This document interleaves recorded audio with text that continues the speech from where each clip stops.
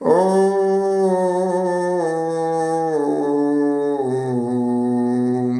सच्चिदानंद।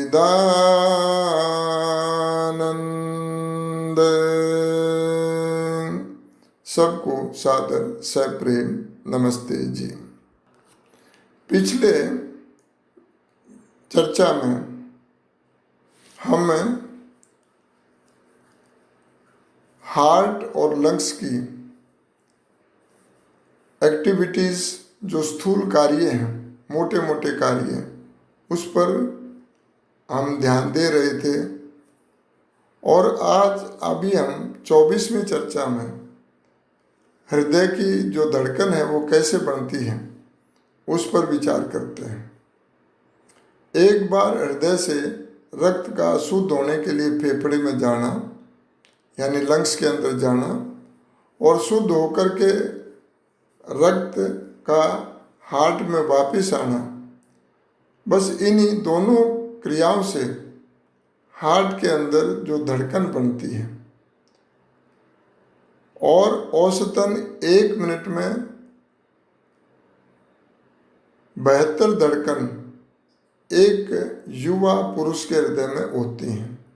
विशेष अवस्थाओं में आयु के अंतर से धड़कन की मात्रा कम ज़्यादा हो जाती है। आमतौर से 1 सेकंड में कम से कम 1 बार रक्त शुद्ध होने के लिए फेफड़े में आता है और शुद्ध होकर वापस चला जाता है। एक शरीर वैज्ञानिक ने हिसाब लगाया तो इस प्रकार 24 घंटे में 1 क्विंटल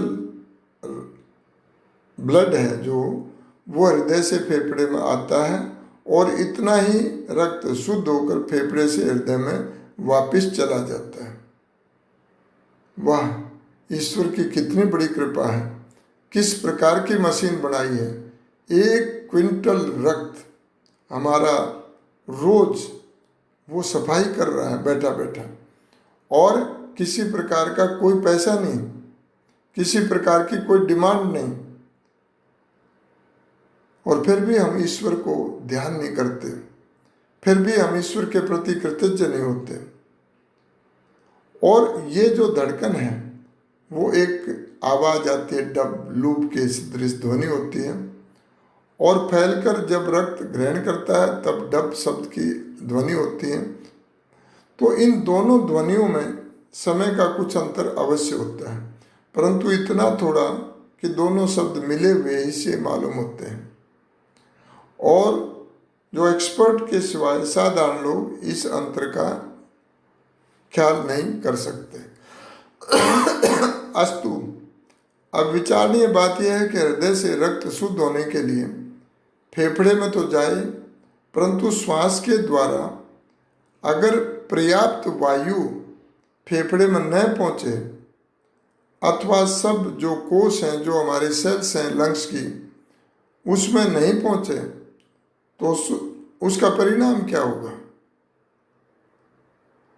तो उस परिणाम को जब देखते हैं तब पता लगता है कि प्राणायाम क्यों आवश्यक है। तो इसको थोड़ा सा समझने का प्रयत्न करते हैं। फेफड़े के मुख्यतः 3 भाग हैं, that can be divided into 3 parts. एक ऊपर का भाग जो प्राय हमारी गर्दन तक रहता है, और दूसरा बीच का भाग जो इधर उधर हमारे हृदय के दोनों तरफ और है, और एक तीसरा निम्न भाग जो डायफ्राम मांसपेशी के ऊपर दोनों ओर है। और जब साधारण श्वास लिया जाता है तो पूर्ण श्वास वह होता नहीं है, इसलिए फेफड़े के जो लंग के सभी भागों में, सभी सेल्स में वह ब्लड नहीं पहुंच पाता है। जब लंग्स के ऊपरी भाग में श्वास द्वारा वायु नहीं पहुंचता है तो लंग्स का ऊपरी भाग रोगी होना शुरू हो जाता है, जिसको हम ट्यूबरक्लोसिस कहते हैं। और जब इसी प्रकार मध्य और निम्न भाग फेफड़ों के बेकार और त्रुटिपूर्ण होने लगते हैं, तो इसका परिणाम से खांसी, दमा, निमोनिया, अनेक रोग जो लंग्स से संबंधित होते हैं होने लगते हैं। इसलिए पर्याप्त वायु फेफड़ों में पहुंचनी आवश्यक है। और इसका एक परिणाम और होता है कि वो रक्त पूरा शुद्ध तो हुआ नहीं, तो अशुद्ध रक्त ही फिर फेफड़ों अपने हार्ट में आ गया, और हार्ट में आने के बाद में इस प्रकार से उसका चक्कर चल रहा है, जो पूरा शुद्ध नहीं है, अशुद्ध है, और उससे अनेक प्रकार के और भी रोग जो हैं, खुजली है, खारिश है, जो क्योंकि वो ब्लड कैसा हो गया, वो ब्लड हो गया जो जिसमें दोष ज़्यादा है, जिसमें कार्बन डाइऑक्साइड की मात्रा ज़्यादा है, और उससे भयंकर रोग जैसे कुष्ठ तक हो जाता है। इसलिए इन दुष्परिणामों से बचने के लिए आवश्यक है कि हमारे जो लंग्स के अंदर पूरी हवा जाए और उसका एक एक सेल उसमें हवा पहुँचे, और यहीं से, क्योंकि उन्हीं सेल्स से हमारी नाखून से लेकर के और मस्तिष्क तक हमारी जुड़ी हुई हैं क्या, छोटी छोटी नस नाड़ियाँ, तो उन्हीं के द्वारा ये सब शुद्धि का कार्य होता है। तो इस प्रकार का विचार करके प्राणायाम की आवश्यकता पर ऋषियों ने बहुत जोर दिया है, और महर्षि पतंजलि ने योग दर्शन के अंदर 4 प्रकार के प्राणायामों को करने की बात प्रतिदिन प्रातःकाल संध्या के समय करने की बात कही है। और वो 4 प्रकार के प्राणायाम तो फिर कभी देखेंगे, क्योंकि वो विषय नहीं है अभी। लेकिन प्राणायाम के द्वारा जब यह श्वास बाहर रोक दिया जाता है, तब मनुष्य के भीतर श्वास लेने की प्रबल इच्छा उत्पन्न होती है, और जब ये इच्छा उत्पन्न होती है, तो जब हम उस श्वास को अंदर लेते हैं तो वो बड़ी तेज गति से श्वास अंदर जाता है, और पूरा लंग हमारे भर जाता है। जैसे हमने सभी खिड़की दरवाजे बंद कर रखे हों, और उसके बाद में बहुत तेज आंधी आ जाए, तो हमारे दरवाजे खिड़की बंद हैं, उसके बावजूद कहीं ना कहीं धूल के कण वहाँ पर भी प्रवेश कर जाते हैं, कमरों के अंदर आ जाते हैं। इसी प्रकार से उसी तेज गति से वो श्वास जाता है, क्योंकि रुका हुआ था। अब शरीर को आवश्यकता थी, लंग्स जो है चाहता है कि मिले मुझे, नहीं तो दिक्कत हो जाएगी। तो उस समय वो इतनी तेज गति से एक आंधी की तरह जाता है, और वहाँ तक पहुँच जाता है जो नॉर्मल श्वास लेते हुए नहीं पहुँचता है, और प्रत्येक सेल्स को एक तरह से पुनर्जीवित कर देता है, जो कमज़ोर हुई पड़ी थी उसको स्वस्थ कर देता है। तो इस प्रकार से इसको हमें समझना चाहिए। इसलिए हमने ये देखा कि प्राणायाम शरीर की उन्नति के लिए केवल कारण ही नहीं है, मुख्य कारण है। इसलिए स्वस्थ रहने के लिए प्रत्येक नर नारी के लिए आवश्यक है कि वो प्राणायाम किया करें। और शारीरिक उन्नति का यहाँ पर हमने कुछ चर्चा की। इसी प्रकार इससे मानसिक उन्नति भी होती है, और इस प्रकार के कर्तव्य हमें प्राणायाम से हमारे विशेष संबंध रखते हैं। हमारे कर्तव्य पालन की दृष्टि से हमारा इंद्रियों पर संयम होता है, हमारा मन पर संयम होता है। यजुर्वेद और इस उपनिषद में इन 6 मंत्रों पर बहुत विशेष ध्यान हमें देना चाहिए, और ये 6 मंत्र जो है हमारे कर्तव्य पालन की दृष्टि से बहुत उच्च शिक्षा हमें दे रहे हैं कि इन दोनों कर्तव्यों का सफलता के साथ हम पालन करने से मनुष्य मृत्यु के बंधन से छूटता है और अमरता प्राप्त करता है। परंतु थोड़ा भी सोचने से ये बात समझ में आ जाती है कि मृत्यु के बंधन से छूटना और अमरता प्राप्त करना, दोनों का भाव असल में एक ही है। इसलिए मंत्रों का स्पष्ट भाव ये है कि मृत्यु के पार होना न केवल ज्ञान का परिणाम है, न केवल कर्म का, किंतु ज्ञान और कर्म के समुच्चय का ये परिणाम है।